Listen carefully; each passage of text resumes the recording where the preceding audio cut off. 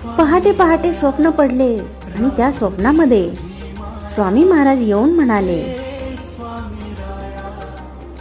उघड्या डोळ्यांनी जरी मी तुला दिसलो नाही तरी अंतःकरणाने मात्र मी तुझ्या जवळ आहे.